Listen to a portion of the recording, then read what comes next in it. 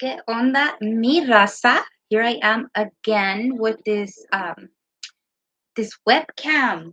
I don't know why the picture looks so weird today. Real fuzzy. Then I look real close. Oh, I'm sorry. Okay. Anyways, today is Saturday, October 25th, 2025. Y aquí con ustedes, la Comadre B with another episode of Comadreando aquí y con café. The other day that I did a live, no me gustó. But here I am again because it's just easier than to edit and this and that. So if I mess up, guys, I apologize. I am live. I can't go back and edit. Anyways, guys, as promised, here I am again. I'm going to talk to you guys about some spooky ooky. The other day, I did another episode, which I will upload. I'm going to try to work on that tonight, I promise. It is Saturday y aquí estoy haciendo nada. Cupcakes out with the girls. So I was writing some articles for next week for the radio, blah, blah, blah. You know how that goes. Anyways, today I wanted to talk to you guys about a superstition that I just found out about. A ver si ustedes han oído de esto. It is said, okay, it is said, que si vas al cementerio, you go to the cemetery and you find an abandoned tombstone, a grave, alguien que está enterrado, olvidado, que nadie ya lo visita, the tombstone, the headstone, however you call it, está todo cochino, olvidado, full of dirt, covered, blah, blah, blah. Like, you could tell que nobody has visited this tomb in a long time. You go to the pantheon, and people that have heartaches, problems, this and that, you clean that tomb off, that, tombstone, the headstone, the name, make it visual, and you talk to this tombstone, to this person that's been buried there for all this time. Y les dices, I'm heartbroken, I'm sad, I'm going through this, I'm going through that. You give them all your problems, everything you're going through, everything you're feeling, all the sadness in your heart, in your life at the moment. And supposedly, your problem will disappear. I don't know if it will disappear completely. I don't know if it will get better little by little. But the point is that eventually your problem will be solved. Have you heard about this superstition? I had never heard of it before. This is a first for me, but I like it. You guys know que yo del panteón no salgo. Weekly I'm there walking around and I do exactly that, but I don't clean them off. I just talk to everybody there, You guys know this year has been complete shit for me. So I do voy y me desahogo. I'm like, hey, this week, blah, blah, blah. I tend to go Fridays. So, yeah, voy, hablo, me desahogo, lloro. I even call the devil. I say, hey, if you're here, let's make a deal. Just kidding. Anyways, yeah, it honestly, coming from me, it makes me feel better. In the sense that, like, I tell my problems. I guess just the fact of letting it out, you know what I mean? Because you have your friends and you're always crying and you're telling them over and over, and it gets old y me da vergüenza. So like that, I just go right there y pues lloro. And like sometimes, like the other day, I was crying as loud as I could. Like, I don't care, nobody's even there. And I'm just like, guys, I'm sorry. I'm in the mood. This and this just happened right now. I apologize, blah, blah, blah. You know what I mean? I know I'm so dramatic, but I keep all that to myself. So you guys are barely finding that out. Anyways, I was looking through Google, ¿verdad? Talking about superstitions and this and that. Listen to this, okay? I'm going to read it out loud because it's a lot to say, or remember, I should say. Y pues la comadre Villa no se acuerda, okay? In many traditions and superstitions, telling your problems to the dead at abandoned graves is seen as a way to find guidance, relief, or even to petition for supernatural intervention. However, depending on the specific belief, this practice can also be viewed as disrespectful or dangerous. The super no, the spiritual meaning depends heavily on folklore, culture, or magical system being referenced.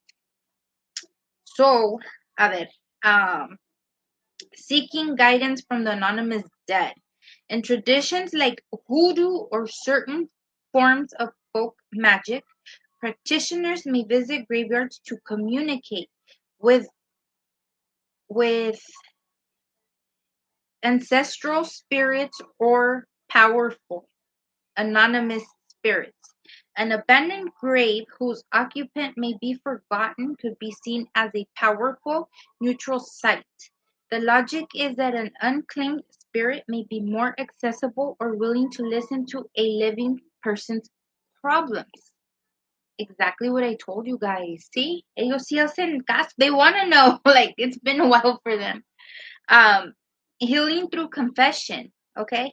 The act of speaking your troubles out loud to a grave can be a psychological release, similar to speaking with a therapist. Y no te cobran. No te cobran. It's free. You walk in there, just talk, sit down, squat down, stand there. You know what I mean? Let me see. Or speaking to a therapist or writing in a journal.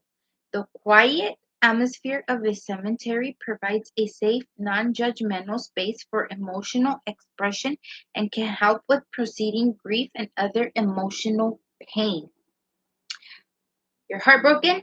Váyanse al cementerio y encuentren una tumba vieja olvidada. That's it. No digan más. The list goes on and on. There's a superstition here, disturbing the dead. Some folklore warns against walking on or otherwise disturbing graves as it could provoke the spirit of the deceased and bring bad luck or even cause the spirit to follow you home. An abandoned grave may be seen as more vulnerable and easier to disturb, making it potentially riskier site. Okay, inviting negative attention. According to some spiritual beliefs, graveyards can attract malevolent or non-human entities, especially older or neglected ones. Communicating with spirits in such a place could be seen as inviting negative energy or troublesome entities. The last one, offering guardian spirits. Some traditions hold the powerful guardian spirits watch over graveyards to discourage unwanted intruders. Trespassing or performing a ritual without first asking permission can be an offense. What do you think? It goes on and on. Respectful practice, this and this and that. Okay? So, ahí está. That's what I wanted to share with you guys. This superstition I just found out about. And again, ask you guys, what do you think about this superstition? You really think that by telling these forgotten souls your heartache, your problems, your situations can truly help you? Ahí se las dejo de tarea. Leave me a message. Like I said, I will be uploading stuff hopefully tonight. If not tomorrow. Mañana es domingo. No tengo que hacer. No tengo carro. Guys, let me tell you guys. One little update about my car accident. The police report is still not ready. When we crashed, I didn't gather none of the information for the driver because the police officer that came was the one that gathered all that information for us, for me and the other party. So my attorney is waiting on the police report to find out who the registered owner is and if they have insurance and yada yada yada. Okay, as you guys know, And remember, I told you I got hurt. I bounced off my steering wheel. I bruised my right side ribs, the bottom part right here. Si tengo costillas, even though I'm a fatso, they're right here. And on the left side, I got the top part of my like my shoulder, my neck right here, and my back. It hurt really bad, right? So they're looking into that as well to see about sending me to like a chiropractor or to see if they're gonna have to send me to like different sessions of physical therapy. So we are up in the air with that. My car is still undrivable. The door still looks like a freaking tuna can, all messed up. So I wait, guys. I wait. I went on Wednesday because it was exactly a week from the day of my accident last week. And they told me, come back on Monday. We should have something for you, hopefully. Because in California, police reports that have to do with car accidents and injuries take anywhere from 7 to 10 days for them to have them uploaded in the system, approved by the supervisor, stamped, and all that good stuff. So, in other words, guys, get that information at the time of the crash because it sucks to be waiting on other people for you to continue your life. I am thankfully not in big pain anymore. Um, when I got released from the hospital, ahí en los papeles decía que I had some swelling, and I did, like it was messed up. Um, I don't feel like it's swollen anymore, but I'm still really like slow motion with everything I do. Certain things like I can't turn fast or like hug my kid or like certain little things, even carrying stuff like market, it's like hard for me. Like I do market every 2 days because my refrigerator is really little, so I don't have like a big ass um area to stock stuff in the hielera. It's an apartment size, está chiquita, so it's like every 2 3 days I have to go to the market and stock up. And yeah, I have to make sure that cupcakes with me or Susie because like I can't, me duele. uh, I try to do the gym, but I go more to walk than anything, and that's because I have arthritis. I don't know if you guys remember, I had shared that with you guys a while back. Last year I was diagnosed with arthritis on the right side of my hip, so I did physical therapy for that, a couple of sessions, and it's just stretching and exercising. And the girl was like, "Look it, your right leg, as you can see, only opens this much. Your left leg goes all the way down. So you know that the problem is on your hip. So unfortunately, there's nothing you could do about it besides your stretching and exercising." She's like, "I would suggest personally, since you don't like to be here, because I was late like every session I took, and then I didn't go for two because it's like, I just don't like people touching me." She's like, "Stretch my leg." It's like, just don't touch me, please. Sorry, I just don't like people touching me. So she said, "You know what? If you have a membership to the gym, you should take advantage of that and walk a lot at a fast pace, and do certain exercises that as a fact will help you out with your hip, because the more you work it, the more flexibility you give it." So yeah, I've been going now, but literally that's all I do. Just walk because I can't do anything else. Todo me duele. Like I try to like do those the ab machine, like turn. Oh my goodness, me duele tanto. Like my collarbone hurts on this side. It's crazy. Yo no sé.